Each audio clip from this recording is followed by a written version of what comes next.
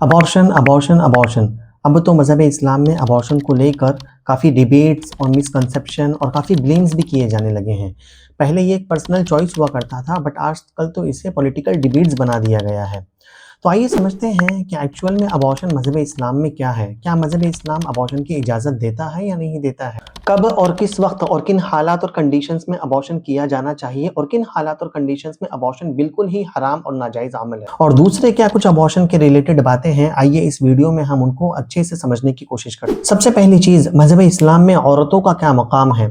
आप खुद सोच सकते हैं कि ज़माने जाहिलियत में आप सल्लल्लाहु अलैहि वसल्लम की बिआसत से पहले कुफ़ार और अरब थे, वो बच्चियों को जिंदा दफन कर दिया करते थे ज़मीनों में। आज भी काबतुल्लाह के पास वो जंजर ज़मीन पड़ी हुई है जो इस बात की गवाह है और इबरत जा है कि जहाँ पर थोड़ा सा भी कंस्ट्रक्शन नहीं किया जा सकता है। अल्लाह ताला ने उस ज़मीन को क़यामत तक के आने वाली नस्लों के लिए एक इबरत का मकाम बनाया है कि किस तरह आप सल्लल्लाहु अलैहि वसल्लम ने अपनी बिआसत के बाद ज़माने जाहिलियत की उस रस्म को ख़त्म किया। और हदीस शरीफ में फरमाया गया कि जो शख्स एक बच्ची की या दो बच्चियों की किफ़ालत करता है, उनकी नशो-नुमा करता है, उनकी परवरिश करता है, उनको अच्छी तालीम देता है और उनका निकाह करवाता है, अल्लाह ताला ज़रूर उसे जन्नत में दाखिल फरमाएंगे। अल्हम्दुलिल्लाह आज उम्मत मुस्लिमा की बहुत सी वो सोसाइटियाँ हैं कि जहाँ पर मुस्लिम बच्चियों की पैदाइशों पर खुशियाँ मनाई जाती हैं बनिस्बत बच्चों के। अब आते हैं हम अपने असली टॉपिक पर कि अबॉर्शन क्या होता है। अबॉर्शन का मतलब होता है कि जो भी प्रोडक्ट ऑफ कंसेप्शन है, जो भी माँ के पेट में बच्चा है, उसको ख़त्म करना, उसको ज़ाइल करना किसी भी तरीके से। अबॉर्शन दो तरीके के होते हैं, एक होता है नेचुरल अबॉर्शन, एक होता है इननेचुरल अबॉर्शन। नेचुरल अबॉर्शन का मतलब होता है कि स्पॉन्टेनियस अबॉर्शन हो जाए, माँ को पता ना चले, इसमें किसी की भी अकाउंटेबिलिटी नहीं होती है अल्लाह ताला की दरबार में। जो इननेचुरल अबॉर्शन होते हैं, गैर फितरी अबॉर्शन, वो दो टाइप के होते हैं, एक होता है लीगल अबॉर्शन, एक होता है इल्लीगल अबॉर्शन। मज़हब इस्लाम में लीगल अबॉर्शन उनको कहा जाता है जो बिफोर 120 डेज़ या 16 वीक से पहले कराए जाते हैं, वो भी किसी लॉजिक या रीज़न या किसी रैशनल की बिना पर या किसी ख़ास वजह की बिना पर। और जो इल्लीगल अबॉर्शंस होते हैं वो बगैर किसी ख़ास वजूहात की बिना पर या ऐसे ही उन्हें अबॉर्ट कर दिया जाता है। एक्चुअल देखा जाए तो इल्लीगल अबॉर्शंस में केमिकल का यूज़ किया जाता है, अबॉर्टिफिकेंट ड्रग्स का यूज़ किया जाता है और भी कई मैकेनिकल मेथड्स का यूज़ किया जाता है इल्लीगल अबॉर्शंस के लिए। इंडिया में इल्लीगल अबॉर्शंस को रोकने के लिए एमटीपी एक्ट 1971 का एक्ट लाया गया है, जिसमें काफ़ी डिटेल्स में चीज़ों को डिस्क्राइब किया गया है। लेकिन हमारा यहाँ टॉपिक इस्लाम में अबॉर्शन को लेकर है। एक्चुअल में देखा जाए तो अबॉर्शन एक पोलराइज्ड इशू बन गया है। पहले ये पर्सनल चॉइस हुआ करता था, अब तो ये पोलराइज्ड इशू और पॉलिटिकल डिबेट बन चुका है। यूएस में रिपोर्ट है कि हर एक साल में 1 मिलियन अबॉर्शन किए जाते हैं कई फैक्टर और वजूहात की बिना। मज़हब इस्लाम में क्लियर कट लॉज, रेगुलेशंस और उसूल व ज़वाबित बनाए गए हैं अबॉर्शन को लेकर। कुरान करीम अबॉर्शन के बारे में कहता है वला तक़तुलू औलादकुम खश्यत इमलाक, कि तुम अपनी औलादों को सिर्फ फ़क्र फ़ाक़ा के डर से कत्ल मत करो। दूसरी जगह अल्लाह ताला फरमाते हैं वला तक़तुलुन नफ्सल्लती हर्रमल्लाहु इल्ला बिल हक़, कि किसी भी जान या रूह को मत लो जिसको अल्लाह ताला ने तुम पर हराम किया है, इल्ला बिल हक़, मगर जस्टिस और अदल इंसाफ के जरिए।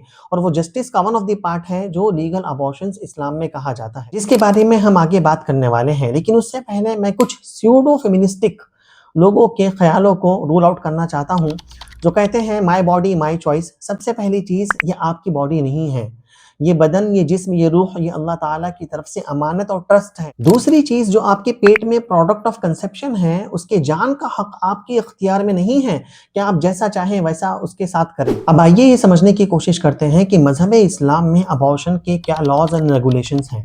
सबसे पहले हम अबॉर्शन को दो चीज़ों में डिवाइड करेंगे। एक है बिफोर 120 डेज़, यानी कि इंसोलमेंट, रूह पड़ने से पहले, बिफोर 120 डेज़ यानी कि अराउंड 16 वीक्स, सेकेंड ट्राइमेस्टर। और एक है आफ्टर 120 डेज़, 120 दिन के बाद के मसाइल। सबसे पहले ये समझने की कोशिश करेंगे कि 120 डेज़ को ही क्यों फिक्स किया गया है। तो इसके पीछे कुरान करीम की वो आयत है जिसमें अल्लाह ताला फरमाते हैं इन्ना खलक़नाकुम मिन तुराबिन सुम्मा मिन नुतफ़तिन सुम्मा मिन अलक़तिन सुम्मा मिन मुज़ग़तिन मुख़ल्लक़तिन व ग़ैरि मुख़ल्लक़तिन लिनुबय्यिन लकुम। और इस आयत कुरानी की बेस्ट एक्सप्लेनेशन हमें एक हदीस मुबारका में मिलती है बुखारी और मुस्लिम की, जिसमें आप सल्लल्लाहु अलैहि वसल्लम फरमाते हैं कि तुम में से हर शख्स 40 दिनों तक अपने माँ के पेट में उसकी नशोनुमा की जाती है, उसके बाद वो अलक़ा यानी कि थिकेंड क्लॉट की फॉर्म में बन जाता है, फिर 40 दिन के बाद वो मुज़ग़ा यानी कि फ्लैश की फॉर्म में बनता है। उसके बाद अल्लाह ताला एक फ़रिश्ते को नाजिल फरमाते हैं और वो फ़रिश्ता उस एम्ब्रियो के बारे में, उस फ़ीटस के बारे में, वो फ़रिश्ता 4 चीज़ों को मुतय्यन करता है, 4 चीज़ों की तक़दीर लिखता है। یعنی کہ اس کے اعمال کے بارے میں، کہ اس کی زندگی ایمان پر گزرے گی یا نہیں گزرے گی، اور اس کے لائیولی کے بارے میں، اور اس کی موت کس وقت ہوگی اس کے بارے میں، اور پھر اللہ تعالیٰ فرشتوں کے ذریعے اس میں روح ڈلواتے ہیں۔ تو اسی وجہ سے علماء نے 120 ڈیز کو جو فکس کیا ہے وہ اس آیت قرآنی اور اس حدیث مبارکہ کی بنا پر فکس کیا ہے کہ 3 فیزز میں، یعنی 40 40 40، ان 3 فیزز میں انسٹالمنٹ کی پوری پروسیس کمپلیٹ ہوتی ہے۔ لیکن پھر بھی ہمیں یہ سمجھنا ہے کہ اس 120 ڈیز میں بھی کچھ علماء کا اختلاف ہے۔ جو حنبلی اور مالکی اسکول آف تھاٹس ہیں وہ اس کو 40 ڈیز تک ہی لمٹ کرتے ہیں، یعنی کہ 120 ڈیز کی جگہ پر جو بھی احکام ہوں گے وہ 40 ڈیز کے ہی اندر ہوں گے۔ اب ہمیں یہ سمجھنا ہے کہ 120 ڈیز سے پہلے کیا احکامات ہیں ابارشن کو لے کر۔ سب سے پہلی چیز یہ سمجھنا ہے کہ جسٹ انکنوینئنس یا فائنینشیل یا کیریئر گروتھ وغیرہ کے چکر میں ہم ابارشن نہیں کر سکتے ہیں۔ بائی ڈیفالٹ 120 ڈیز کے پہلے بھی ابارشن انلیگل اور حرام ہے۔ کچھ ریزنز ہیں جن کی بنا پر مذہب اسلام نے بیفور 120 ڈیز ابارشن کی اجازت دی ہے۔ میں ان کو اسی میڈیکل ٹرمز میں بتاتا ہوں آپ کو۔ سب سے پہلا ریزن ہے یوجینک، جہاں پر بچے کے اعضاء یعنی کہ کنجنائٹل ایبنارملٹی یا انوملی کا بہت زیادہ خدشہ یا اندیشہ ہو اور اس کے بارے میں کنفرمڈ رپورٹ ہو۔ بہت ساری کنجنائٹل ایبنارملٹی جو ناٹ کمپیٹیبل وتھ لائف ہوتی ہیں وہ 16 ڈیز سے پہلے ڈیٹیکٹ کی جا سکتی ہیں، جیسے کہ ایننسیفلی ہے، ایگزنسیفلی ہے، اور اسپینا بائیفیڈا کی بہت ساری ڈینجرس ورائٹی ہیں، اور بھی بہت ساری ڈیزیزز ہیں جن کو 16 ویک سے پہلے کنفرم اور ڈائگنوز کیا جا سکتا ہے۔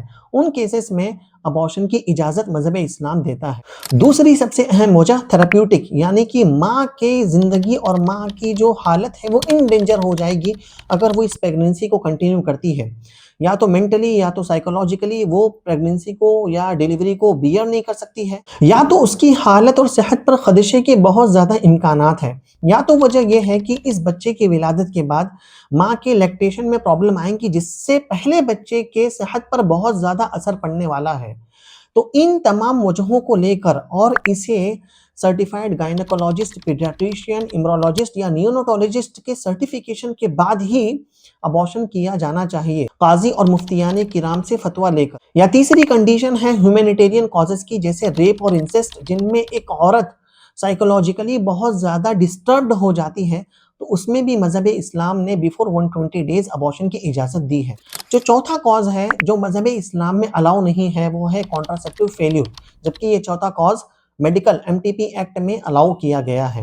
تو جسٹ کانٹراسیپٹیو فیلیور کی بنا پر بیفور 120 ڈیز مذہب اسلام ابارشن کی اجازت نہیں دیتا۔ تو خلاصتاً یہ سمجھنا ہے کہ یوجینک، تھراپیوٹک اینڈ ہیومینیٹیرین کازز کے ہونے کے بعد، سرٹیفائیڈ گائنیکولوجسٹ، پیڈیاٹریشین اور نیوناٹولوجسٹ کے سرٹیفیکیشن کے بعد، قاضی اور مفتیان کرام سے تصدیق کے بعد بیفور 120 ڈیز ابارشن کی اجازت دی جاتی ہے۔ اب آتے ہیں سب سے زیادہ اہم دوسری کنڈیشن کے، جو کہ ہے آفٹر 120 ڈیز، یعنی کہ روح پڑ جانے کے بعد۔ پوسٹ انسٹالمنٹ مذہب اسلام انانیمسلی یہ کہتا ہے کہ ابارشن کرنا بالکل انلیگل اور حرام ہے، جسٹ لائک اے مرڈر، اور صرف اس میں ایک ہی ایکسیپشن بتایا گیا ہے کہ اگر وہ پریگننسی کنٹینیو کرنے سے ماں کی لائف پکا ان ڈینجر کنڈیشن میں چلی جاتی ہے یا اس کی زندگی کو مکمل خطرہ ہے، جان تک کا خطرہ ہے، تو اس صورت میں آفٹر 120 ڈیز بھی ابارشن کیا جا سکتا ہے۔ لیکن اگر ماں کے سروائیو کرنے کے امکانات ہیں، کنفرمیشنز ہیں ڈاکٹرز کی طرف سے، اور اس کے باوجود بھی کسی دوسری وجہوں کی بنا پر